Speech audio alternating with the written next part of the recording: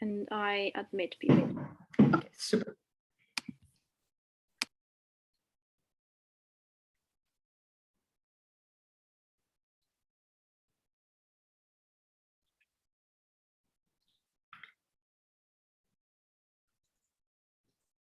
Hello, everyone, and thank you so much for joining us today for this careers event here at LIDC.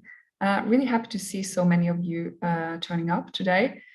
We're still waiting for a few more people to join us, so if you just bear with me one moment, and then we will get started. So yeah, I will just start with a little bit of information. So first of all, my name is Gun. I'm the communication manager at LIDC, and you have hopefully received some emails from me about the event. So about today, you may have noticed that we are recording this event and we'll publish it on the website afterwards in case you want to recap.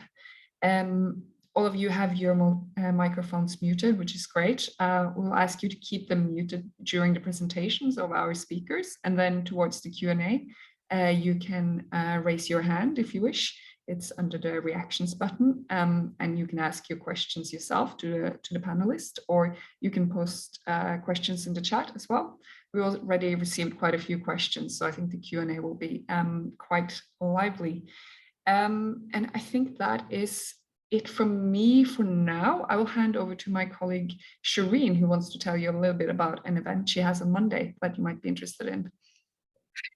Thank you very much, Gun, for that. Hi, yes, what she said. My name's Shireen and I work with Gun in the comms team here at LIDC. So just before I tell you about the event, I'm just going to say a few words for those of you who are new to LIDC to understand a little bit more about who we are and what we do. So those of you who do know about LIDC, feel free to add comments in the chat if you like. But we were started in 2007 by Bloomsbury Colleges to bring together academics, students, researchers, interested people who want to do something about seemingly intractable problems in the global development landscape, to work collaboratively across disciplines, to start projects and echo work that we think should be echoed, to give more of a thrust to work towards inequality and real development. So we do this in a number of ways. You will probably know already that we help to set up a number of projects working on various areas within the global development landscape. The biggest one that you might know about is the Action Against Stunting Hub, which is a £19.7 million 5-year project, which aims to combat the effects, if you like, of what happens to children who don't receive good nourishment in their first 1,000 days of life. And in fact, one of our colleagues from the hub is Alessia, who's with us today. So we do a number of other things like that. We do a lot of training. We train people in how to get grants for their projects. We put people together. We do a lot of networking through our social media. You know, we tweet on @LIDC_UK. We promote the work of our members and causes that we believe in. Please follow us if you haven't already. We also have an evaluation short course, which is running this week and next week. And we do a lot of events. So the event that I'm going to talk to you about now is on Monday, and it's called Decolonize History, Reclaim Heritage. So a little about why I feel passionately about this. The good thing about working at LIDC is we have room to organise events around things that we feel passionately about. You could probably tell from the background that I'm African. I was brought up in Sierra Leone. I'm a Creole, which is descendants of people who escaped slavery to travel back to Africa to start a colony there. That really happened. But then it hasn't gone so well since then because of, you know, colonialism. And that has left quite a legacy in a number of areas. And one of the things that's been affected is heritage. And why we want to decolonize history, because I realize this decolonizing trope is almost becoming a cliche, is because there are real things that happened that have resulted in people feeling disempowered disempowered because they have been disempowered. And one area where this has happened is in the telling of stories. So a specific example of this is British colonizers went to Benin. They wanted to take people's land.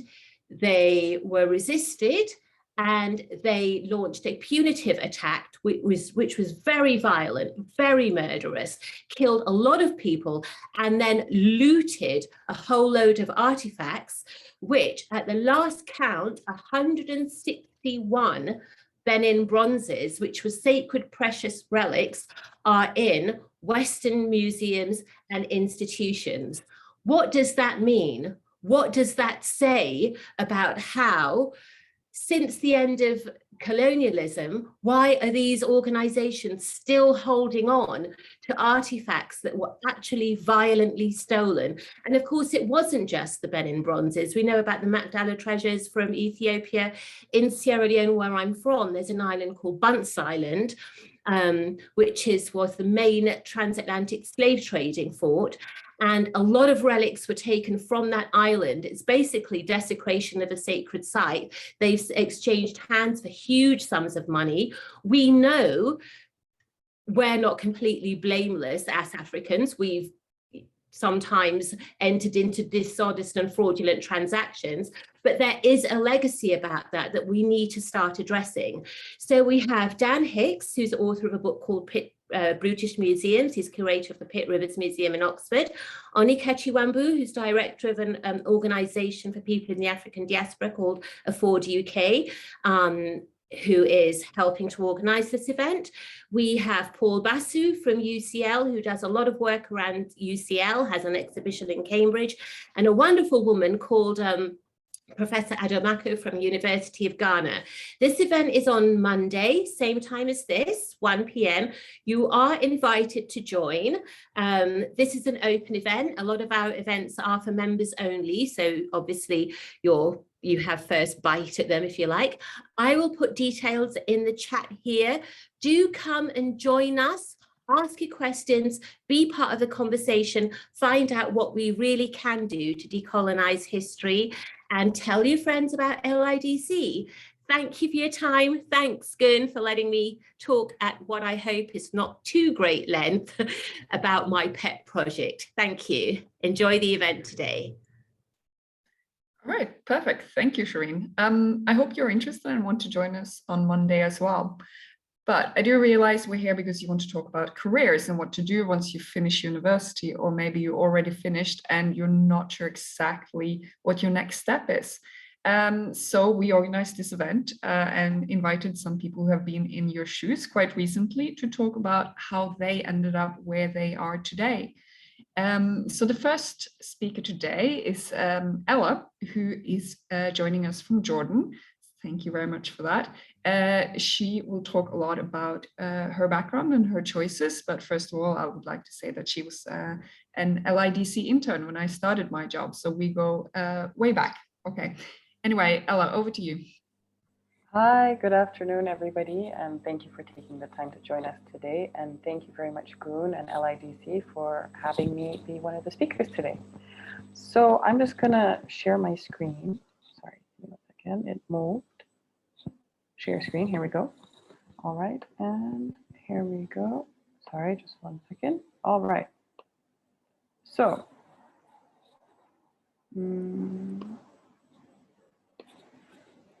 okay. So, first of all, my name is Ella, and as Goon said, I started off doing my internship during my time at SOAS at LIDC.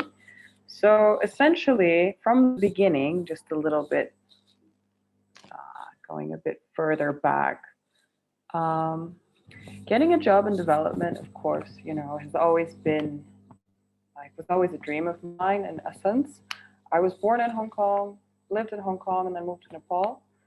So my parents were involved in the development sector. Everyone that I went to school with, parents were involved in the development sector. And as a result, we grew up as third culture kids in the development sector in Nepal. There was a lot of NGOs, INGOs, UN, World Food Program, SOAS, LSE, as institutional names. All of these were really familiar to all of us. And so in a way, getting a job in development was a no-brainer for me. So essentially, just in terms of myself, I started off with getting involved in high school, actually doing volunteer experiences at schools, working with children who were orphans, seeing the situation in Nepal, and again, that further propelled me to want to eventually have a career in development. So as my undergraduate, I did a double major in law and political science, focusing in international relations in Canada, one of the countries where I'm from.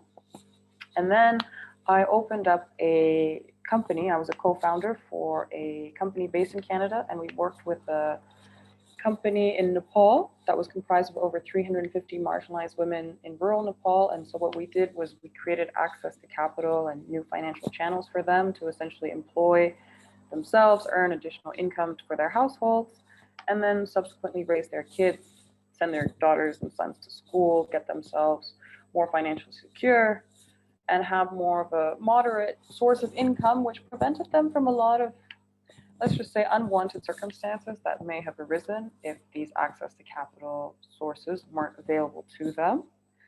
So that lasted about 3 years, and getting involved in business development and using business development as a way of empowering individuals in developing countries really spawned me to want to then complete a master's in economics.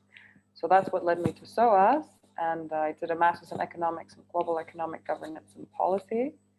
So that's probably, you guys are either in your bachelor's or your master's level.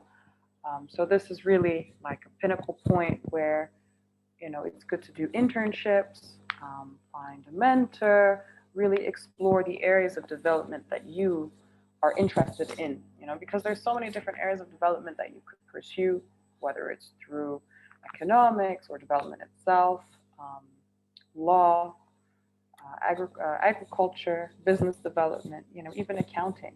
There's all different kinds of career paths that could actually get you into development, but it's a good time during your studies to really figure out, what avenue you'd like to go in, and also why specifically you may be interested in going into development.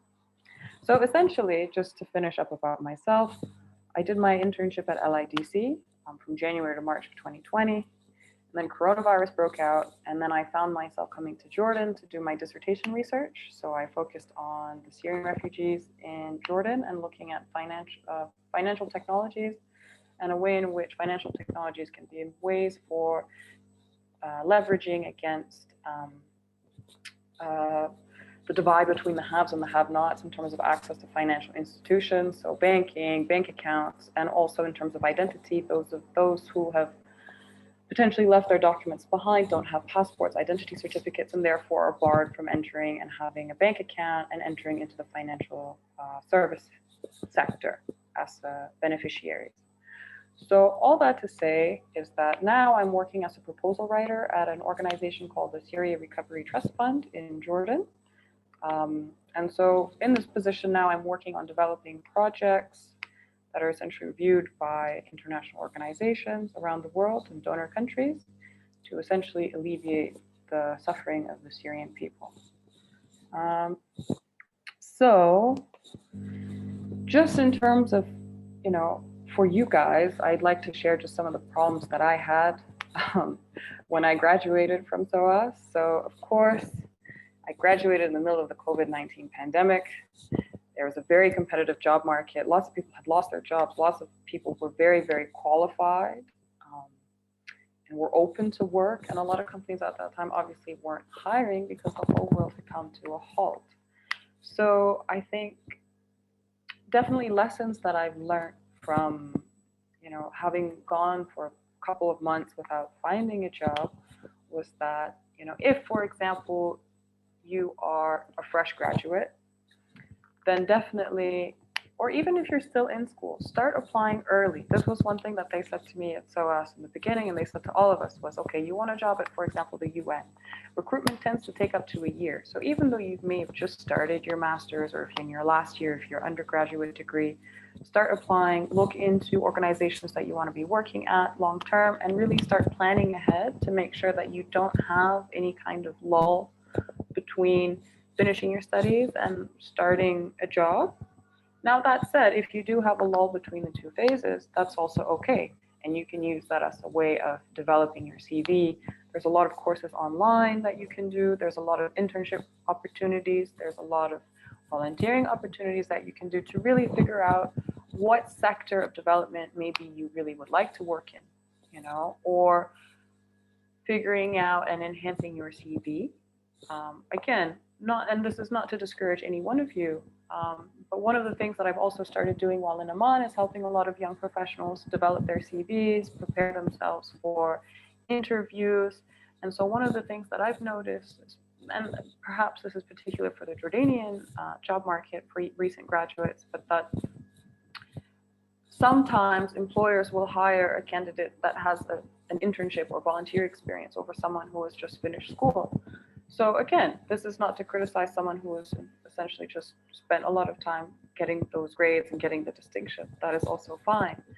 But people may also find that doing an internship, doing volunteering may be really beneficial for you in your long-term career trajectory. One, in terms of getting experience and building your network, but also just in terms of figuring out what you would like to do. Because all is fun and fair and game when you think, oh, you know, I'd really like to go and, you know, work in this sector, for example. And then when you finally get in there, you realize, oh, this is not actually what I wanted. So the chance of having an internship or doing volunteer work is you can really test the waters and see if what you thought was good for you is something that you actually do enjoy when you get down into the nitty-gritty.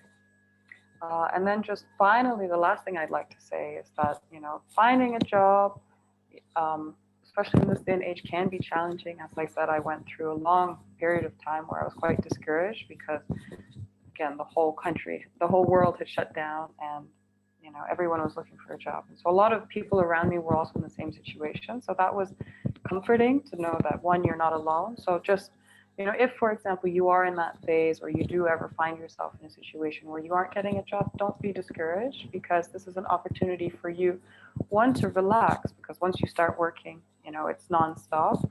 Also to really reassess your priorities and figure out, okay, is what I'm doing really what I'd like to do? How can I enhance my skills? And also just to enjoy your time and realize that, okay, as much as you are working, don't lose yourself in the stress of not having a job or not knowing exactly where you'd like to go, and just trust the process, because it's not worth stressing over something that you can't control, and just keep forward and keep pressing on, because eventually the job will come. And when it does, it's going to be, you know, as I'm sure most of you already know, a lot of work. So essentially, yes, just a little bit to go back. If you're in that lull phase, or if you're not sure what you'd like to do, as I mentioned, internships and volunteering were really helpful for me. I volunteered in Nepal, I volunteered in Canada, I did an internship in Nepal, and I did an internship in the UK.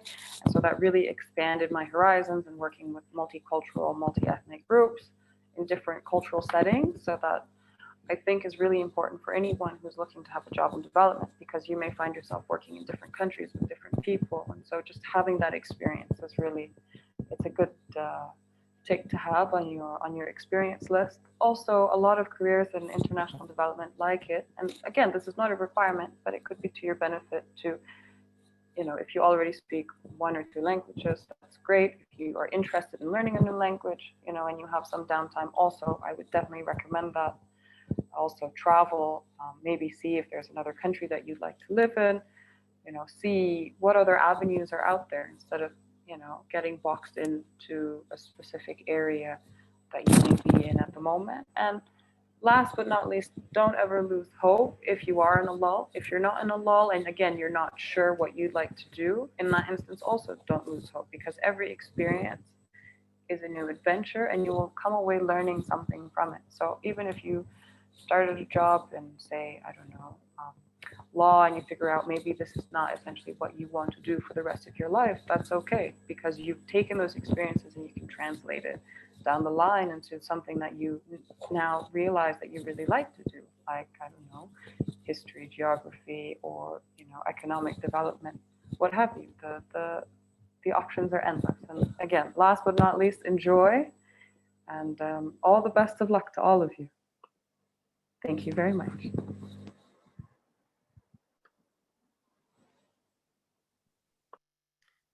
Okay, thank you. Thank you, Ella. That's really interesting to hear more about your background and how you got to where you are today. I'm sure we'll have plenty of questions for you in the chat or towards the Q&A at the end of this event. But may I just say, first of all, well done for creating your own job by setting up a company that works with women in Nepal. I think that's quite impressive and a very cool thing to have done. Thank you. Yeah, absolutely. And the other thing that I thought was really particularly good advice is to test the waters a bit. Very often you see a job title and it sounds cool, but who knows, like if you don't try it, you don't necessarily know what it's going to be like on a day-to-day basis. So yeah, excellent advice from Ella. So we are also joined today by two other speakers. Josh, I'm a bit unsure if he will be able to make it, but hopefully he will. But anyway, we will now hear from Hanju, who's joining us from Seoul. Hanju has a very fascinating, incredibly fascinating background, and she will tell us about how she works both with numbers and how she works with stories. Thank you. Thank you. Thank you for inviting me to today's careers event. I'm very excited to be here and to interact with you all. A bit of background about myself. I did a bachelor in food and nutrition at Seoul National University in Korea. And I did a master in nutrition for global health at the London School of Hygiene and Tropical Medicine in year 2016 and 17. I'm a global health nutritionist. Currently, I work as a part-time data analyst with Capacity for Nutrition, which is an advisory group for European Commission. I mainly analyze and monitor child stunting from over 40 developing countries all over the world, and do research on child nutrition and food systems.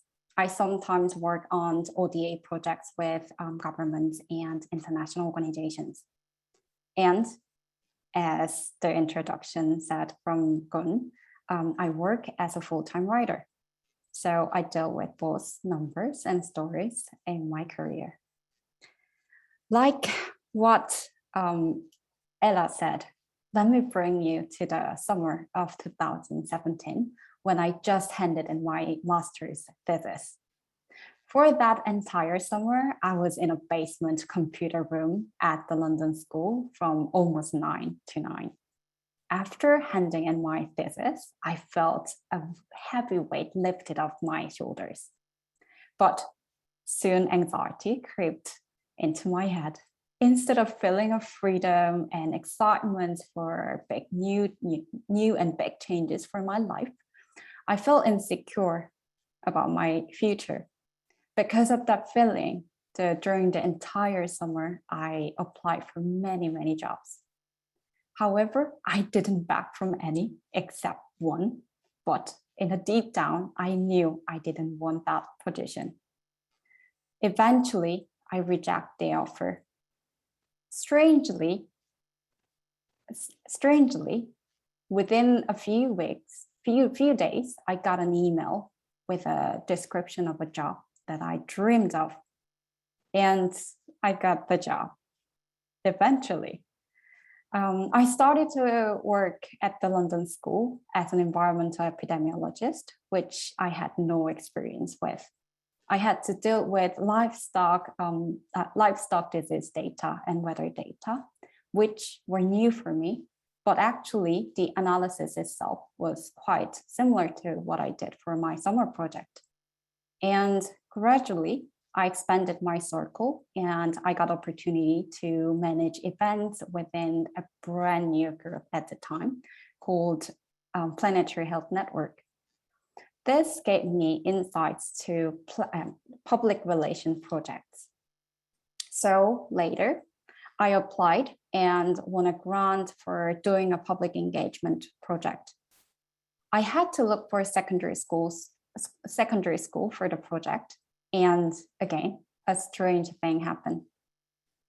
I reconnected to an old friend of mine who happened to be a secondary school teacher of the year that I was aiming at. My project was called Climate Change Ambassador.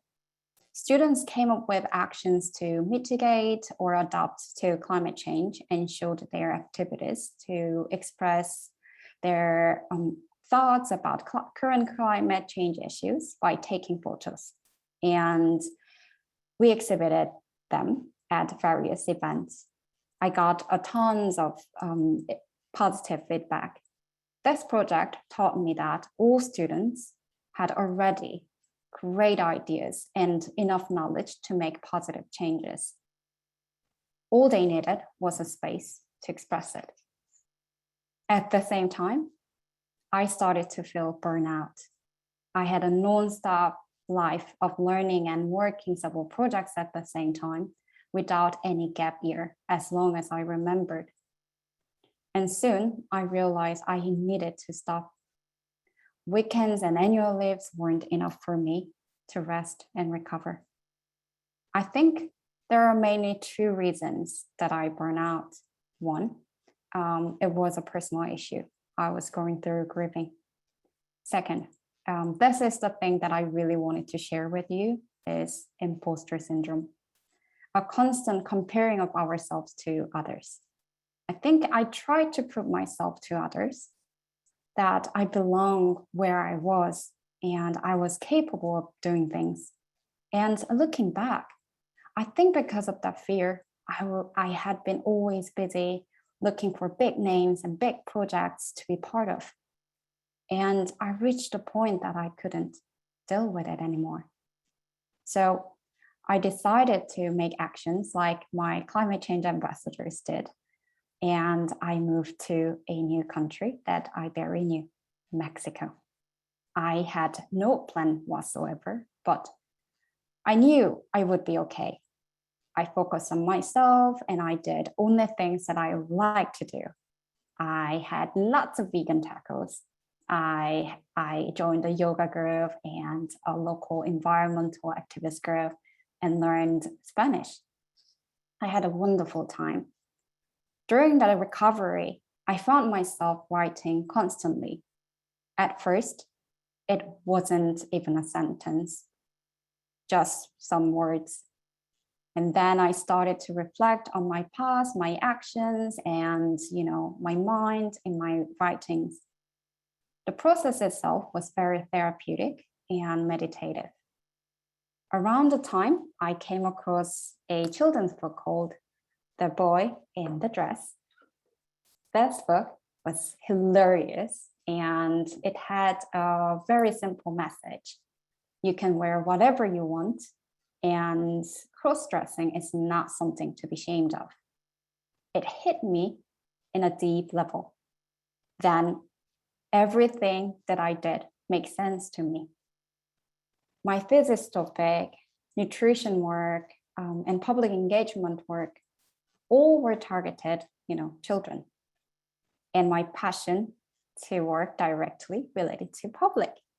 Boom, writing a children's book. So my goal from that point was have been writing fun, not educational books, pointing out the issues that I really care about. Equity, nutrition, planetary health, and mental health, etc. Writing was new for me, so I knew that I needed to be very patient with myself. And I wanted to take writing more seriously. So I timidly, but gradually, starting introducing myself as a writer. Anyway, I had no one that knew me in Mexico, and with my basic Spanish at the time, I couldn't say even a long word saying, I'm preparing to be a writer, for example. And I feel more confident to call myself a writer. I found some interesting changes happened to me. I took myself and my writing practice more seriously. Then I noticed people also respected me and my work more. As a result, my first short fictional stories were published, within a few weeks. And I wrote a script for a play, which I also acted in on stage last September. When the pandemic hit, I relocated to Korea, my home country. I started to miss global health work while I was writing. So what happened? As you could guess by now, I got a message from my ex-colleague if I was up for some nutrition work. At first, I said no, because I thought I needed to dedicate 100% to writing. I was that serious. But it turned out the work itself was just for a few days of doing data management. So I took the opportunity. I really, really enjoyed the work. I'm really glad I took that opportunity. After that, I was offered a longer term job, which became my current position. So now, because it's a part-time job, I have a flexibility to do both writing and working at the same time. I think from my story, I want you to take away from my story, like with two things. One, understand and listen to yourself. You will get imposter syndrome at some point in your life because you will meet many talented people on your career journey. And sometimes that looks, much farther up than you. But remember that you have unique talents and a special point of view. We, especially in the development sector, work together toward the same goals. We need each other's uniqueness. So whatever you do, whatever you like to do, and whatever you're passionate about, it really matters. And the second thing that I want to say is make actions and take opportunities. Quite similar to what Ella said. Making actions gives you more perspective and better understanding of what you really like to do or you don't like to do. And of course, it opens much more doors for you. I wouldn't have had any of those experiences that I said earlier if I didn't make any actions. For me, I think those two things have created strange outcomes. Someone gave me a perfect job or a perfect opportunity that I dreamed of, or a situation happened perfectly. Someone might call it coincidence or luck, but as you've seen how it has been repeated in my single career example, I think it's more than that. I hope any of this makes sense to you. And my takeaway message is this. Let me share you a screen. Trust yourself and make actions. Then the right opportunities will come your way. Thank you for listening, and I wish you a good life. If you have a question and please ask me. And yeah, thank you.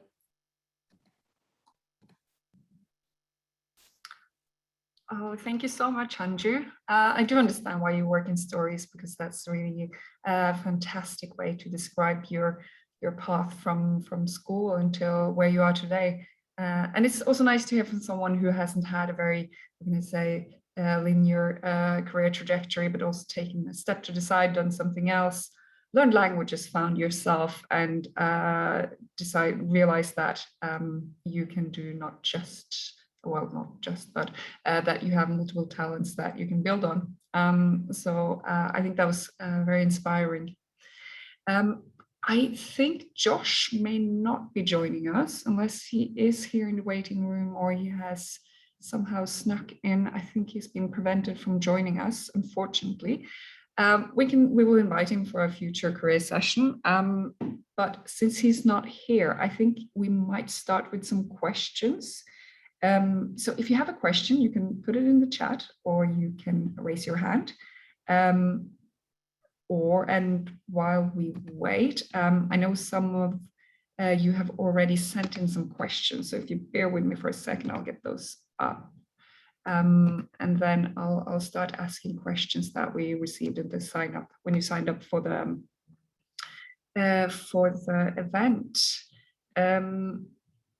So I have one question that I think is good for both of you. It is, looking back at your career now with the benefit of hindsight, is there anything you would have done differently? Who wants to answer that? I can see Ella is keen to answer. Please. That's a very good question. I think in hindsight, what I would definitely do, to be honest with you, opening a company right out of my undergraduate degree was a very big and daunting task. And in hindsight, I think as good as an opportunity it was in a way jumping into the fire. So I would recommend, to my younger self of perhaps easing into it and not trying to take on such a big role and responsibility straight out of my undergraduate degree. However, that said, I think the flip side of that is that by having jumped directly into the fire, I definitely learned a lot very quickly.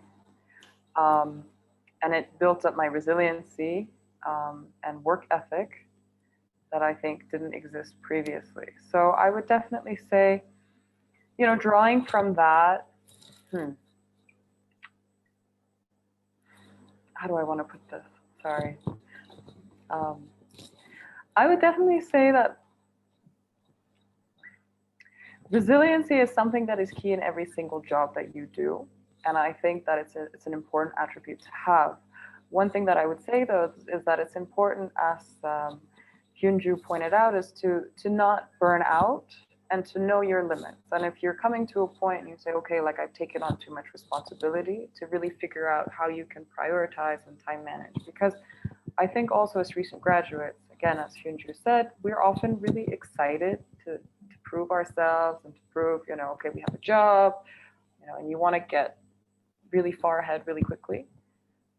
I find that tends to be a theme, and just realizing that everything has a time and a place, and that everything will transpire naturally, and that if it's too much for you, that it's okay to take a step back and take some time out for yourself.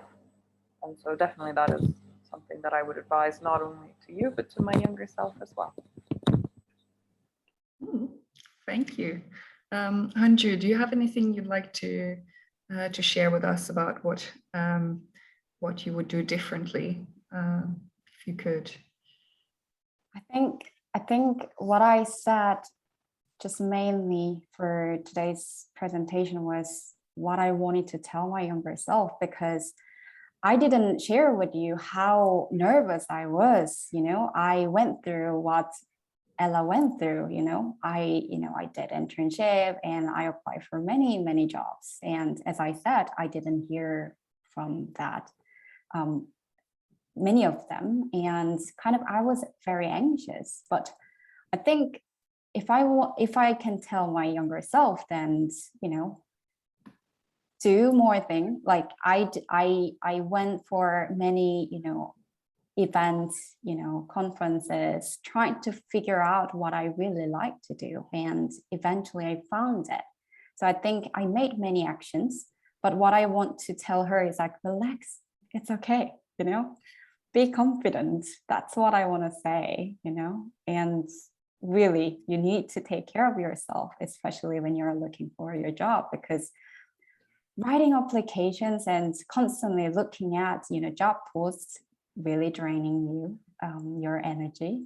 And that's why I want you to really focusing on what you are looking for, and really focusing on you, because yourself is very important and we need you. Just the right opportunity have to come to you, and so be hopeful. That's what I want to share. Okay, thank you. That is good advice, definitely. Let me see. If you do have any questions, please raise your hands. If not, I will take another question from the question we already in the chat. There are questions in the chat. All right, let's see. So we have here, let's see.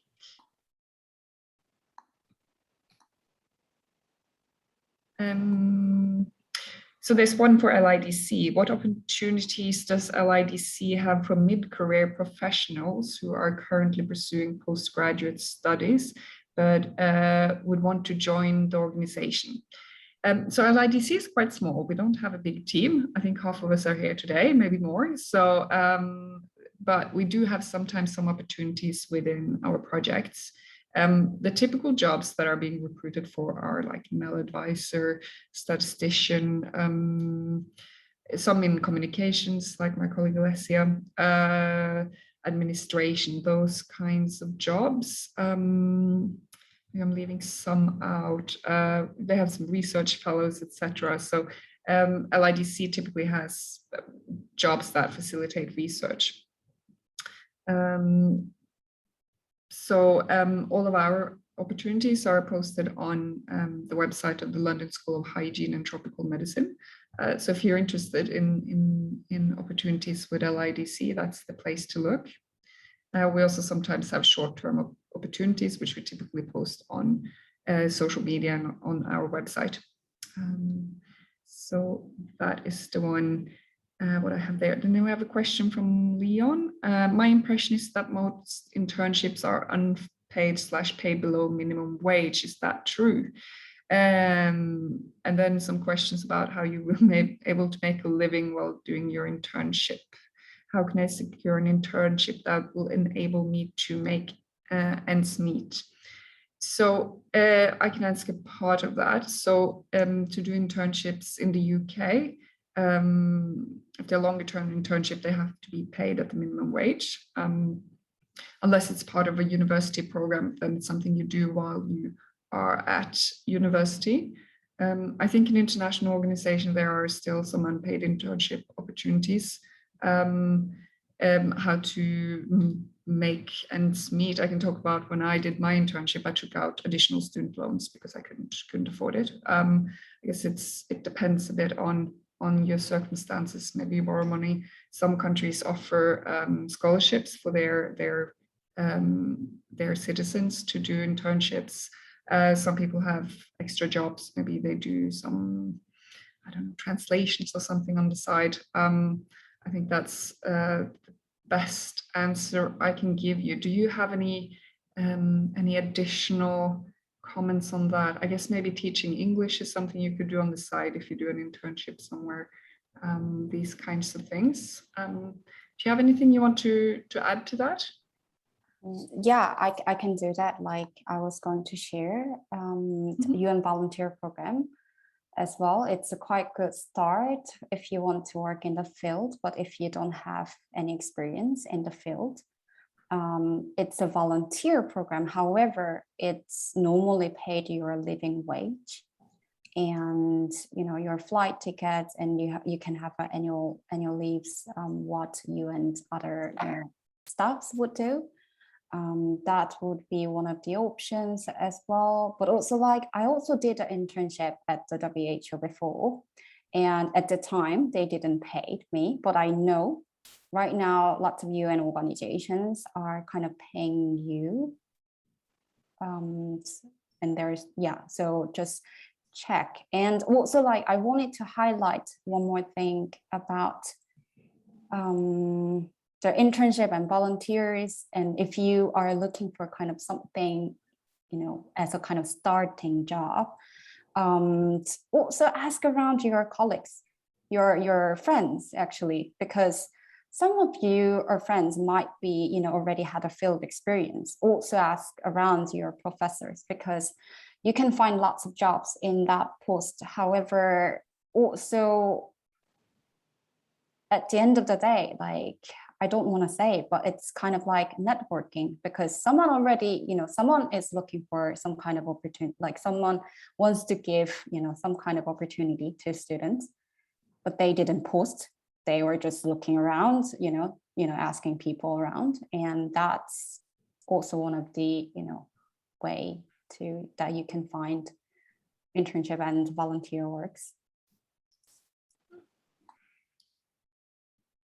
Ella, do you have anything to add to that? I think so. From my personal experience, I did some volunteering that was for free. It's volunteering, and then I've done paid and unpaid internships. So to be honest with you, the unpaid internship that I did was, I would say I would recommend to anybody who's going to do an internship, don't put yourself out financially for the sake of doing an internship, because if you have the capacity to do an internship, for example, if you're working or if you're going to school and you have the financial ability to put in some hours of your week that is unpaid for the long-term benefit of enhancing your CV to get a potential job that will be better down the line, of course, do so, but don't necessarily, go out on a whim and invest all this time and energy in an internship when you may not be able to make ends meet as a result of it. It's always about finding that balance. So yeah, all that to say is that there are internships that are paid. It's just a matter of figuring out what is the suitable option for you in your circumstances. And if you have the capacity and the willingness to put in some hours of your day and contribute towards enhancing your CV or your skill portfolio and not be paid from that position specifically, that's okay, provided that you're not, running yourself into a problem either in the moment or in the future. Okay, great. So we have another question here from Grace. If one gets a part-time job in line with what they want to do while studying for an MSc, would you recommend they take it? Bear in mind the intensity of the MSc course.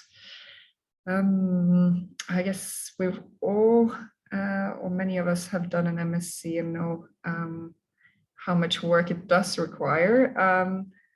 I don't know, any thoughts on that from our panelists? It's not directly my experience, but some of my classmates actually did it, and most of them, they took the part-time job for doctors, so they already knew how to manage their intensive time. But also some of people who took the time, I think it's really very individual. Some people took it, and either they had to kind of change their master program from full-time to part-time, so they had to finish their course for I think more than 2 years, of course. So I think depends on the job and how you can manage your master program and time. At the same time, how intensive and what you want to take out of your job and master program. What is your goal? I think that's very important. If you want to have the part-time job for have like supporting your living wage, yeah, you might need that, and you need to kind of find a balancing out between study and working. But if you are doing master program for getting a job later on, maybe it could be a good idea to focusing on that. I think really depends on what's what you want. Okay, thank you. What about you, Ella? What do you think about this part-time relevant work? I think Hyunju summed it up really quite well. It depends on your personal schedule, on your, on the job itself, on what you're studying, on how much this job relates to your future career goals, and then depending on also your ability to time manage. And as Hyunju said, if you want to perhaps switch and go part-time school, full-time, and then work your part-time job, if you want to do your part-time job and turn your full-time master's degree to a part-time degree, if that is something that you are interested in doing, then most schools are willing to accommodate and make room for that to happen. So really it all depends on the job, the master's degree, your time management, and what you're comfortable doing. Yeah, I think these are good answers. And I agree, it depends on if you're able to do it. In general, I would say work experience is very important, and if you're able to, I think I would recommend going for it, even if maybe you go part-time. But it also, of course, it depends on the job, and if it's sort of in line with your longer term interests, then yeah, definitely sounds like a good opportunity. Okay, here's an interesting question. What's the most challenging / surprising questions you have come across during a job interview in your field?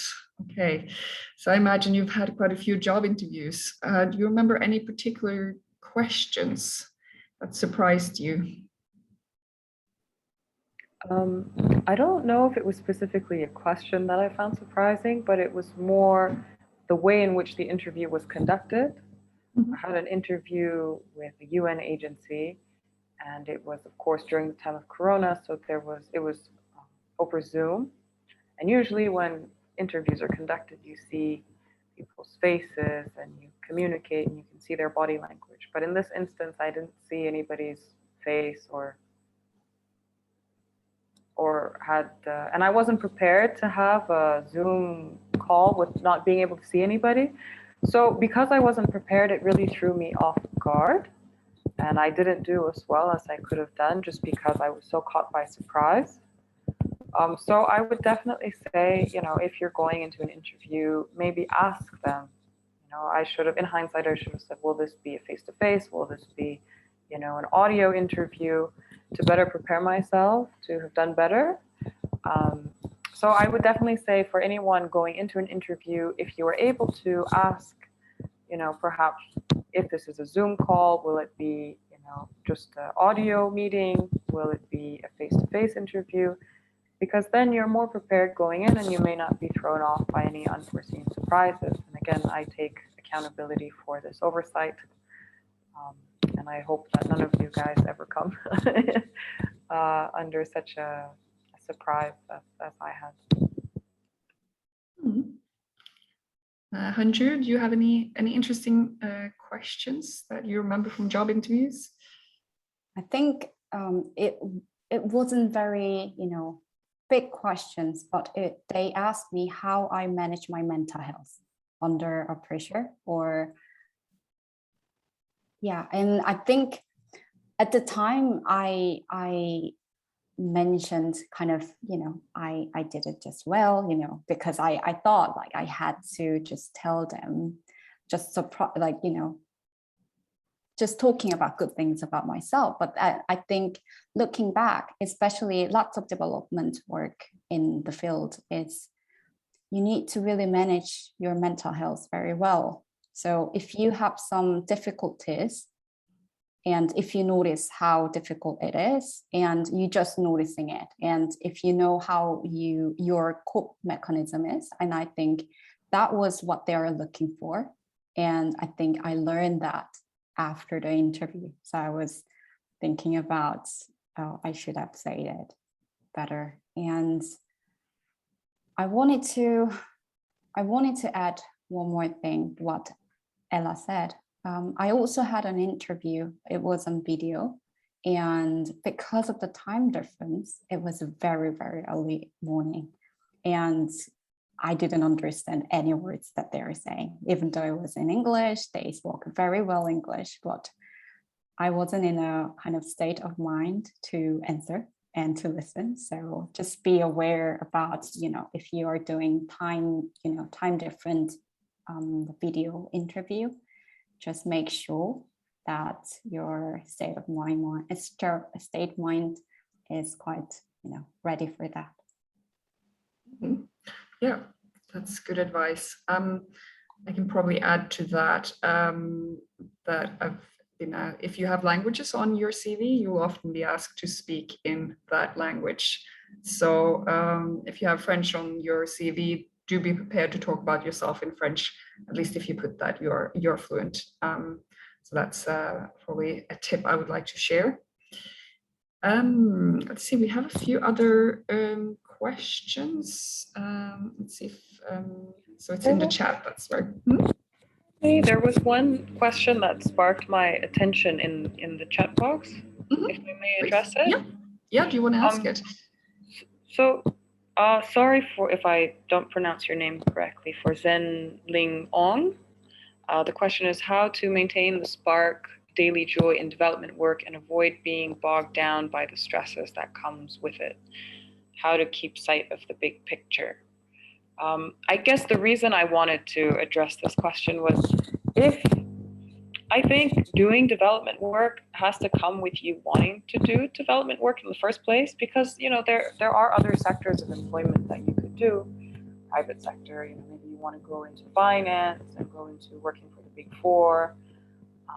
There's a lot of other sectors that are available for employment. So if you feel perhaps that, and I apologize if I've misunderstood your question, but based on how I've read it, I would definitely say if you're unsure of enjoying working in the development sector, don't do it, because your job takes up a large percentage of your time. And again, that's why I think Hinju and I have really stressed about make sure and even take the time to figure out if you enjoy doing what you're doing, and if you have trepidations about even working in the development sector, it's not the only realm in the world for you to work in. And if you feel that you could be bogged down or stressed by your work, don't push yourself into a corner where you think that maybe eventually you may not be happy and have a burnout or what have you. So again, just really remember to test out the waters and see what you'd really like to do before really dipping your feet and jumping right into it. Yeah. Thanks for taking my question. The question is more of like, I do enjoy the development work, but as some of us mentioned the idea of like imposter syndrome and things like setting goals for ourselves, and I think sometimes that could make it harder to see, oh, actually I'm doing something that I love as a job, and I should I can enjoy this every day. But instead, I think sometimes it's easy to become quite like myopic, and it's like, okay, I have this deadline and the next deadline and next deadline, and so it sort of sucks that out of the initial love you have for the job. Yeah. Maybe Hanja, do you have any thoughts on that? For me, people were the solution for me, like my team who shared a goal with, together, because, day to day, like work is really busy and you just forget about what you were doing for. But then, you speak with your colleagues and you realize, okay, we're doing it for good. And that makes me, more energetic when I kind of, keeping the work. But also, at some point in my life, development work became my life, which is, it can be very dangerous. What I meant was, I've been constantly working, had no stop, because, there is lots of work and I really enjoyed what I was doing. But sometimes you just need to tell yourself, stop and do your, having your personal life, and then go back at 9 a.m. tomorrow. And in that way, I found it like, also it's just a job and, keep me going. So that's my advice, I would say.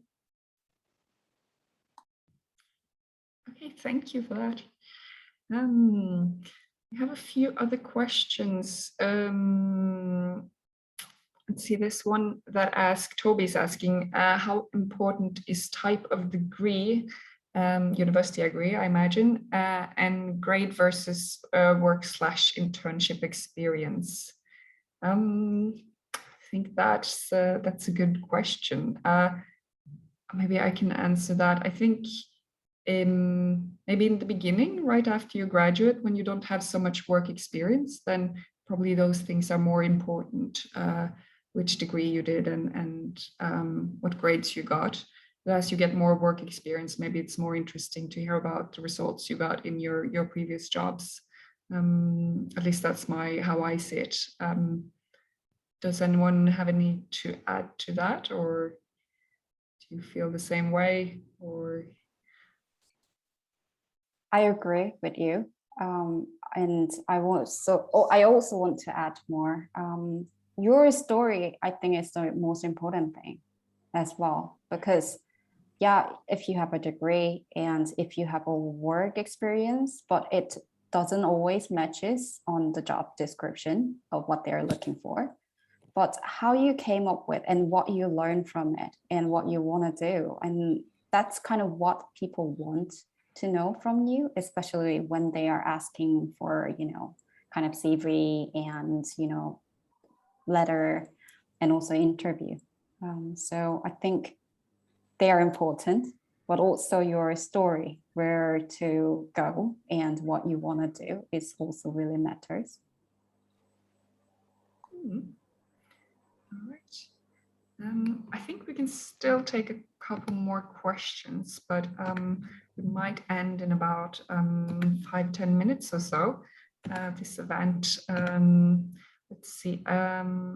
Okay.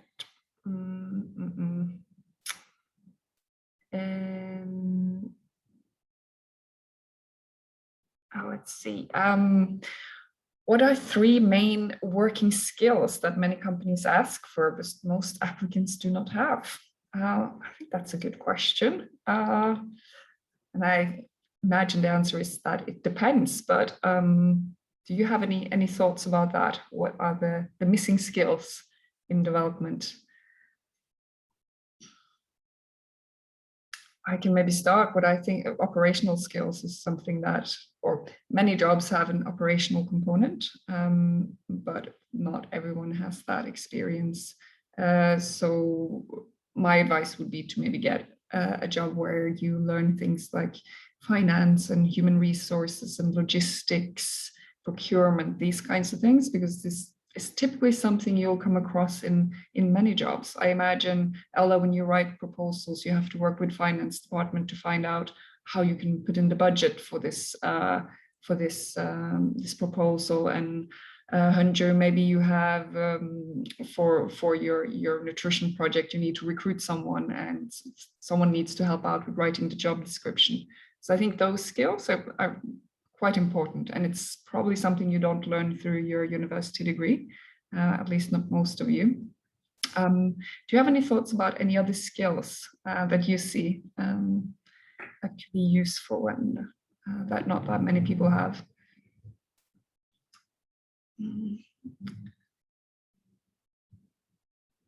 Yes, Ella. This is a very difficult question. Because as you said, Gun, I think it depends on the job itself. But one thing I noticed when I was applying for a lot of jobs was increasingly a knowledge of data analysis. So, using Excel, SPSS, Python. I found that these kinds of technical skills were increasingly becoming in demand for a lot of job hiring companies. And, I think that this is something that a lot of, it would be good for people to grow and enhance in those sectors. I know for myself, I did an Excel course after my master's degree to really build up my knowledge. And then I've taken Python courses subsequently as well. So I think those are some things that aren't typically in availability just yet. Okay. We have another question that I think I'll ask Hanju to answer.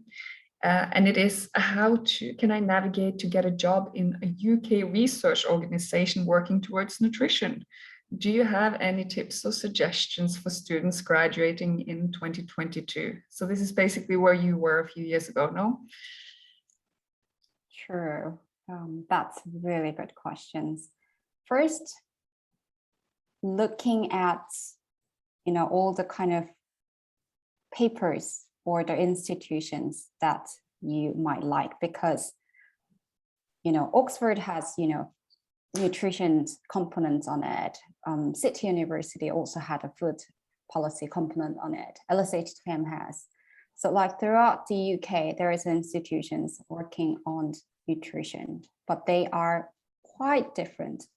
Each, research group are quite different. So I want you to first look at each of them and what you like, and starting to kind of read about, their papers and maybe contact through them. And also throughout maybe your course that you're taking right now, there is lots of speakers will come from various universities as well. And you will come across some lecturers as well. So if you are interested in what they're doing, ask some questions about their research and, keep kind of like open up the conversation. And also I think going to conferences or going to like lounge, those kind of events also have a really good opportunity of knowing what you like to do, but also kind of knowing which researchers and which research group is out there. Because I think first thing, what would be very important is kind of what would you like, and yeah, find that first. Okay, super. Thank you. I think we should take one last question that we have.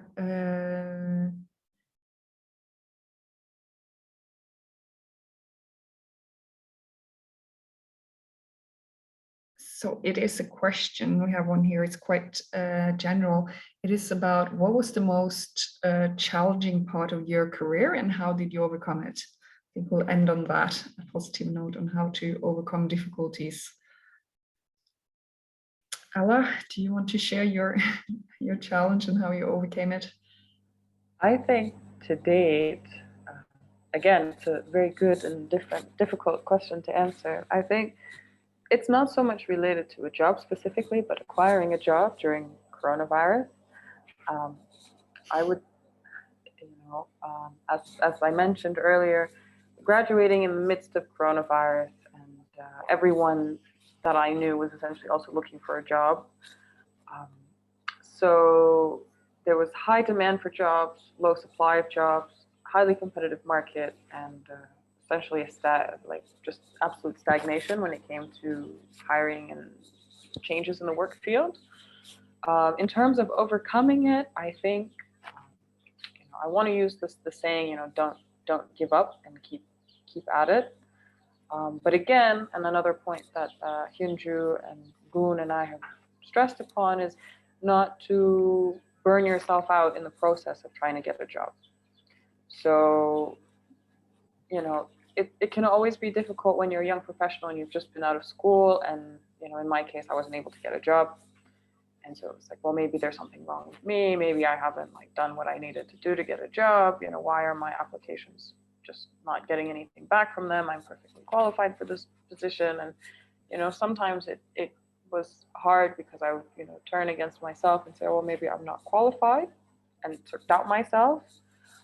So in terms of overcoming that, it was, again, another point Hyunju raised was surrounding yourself with people who are supportive during your dark times, and also being mindful of the need to take a step back and smell the flowers and realize that, whatever you're going through, whether you're trying to find a job or whether you're working in a very stressful work environment, to know your limitations and also to remember that it's not forever, and to just be kind to yourself for whatever the challenge you're going through may be.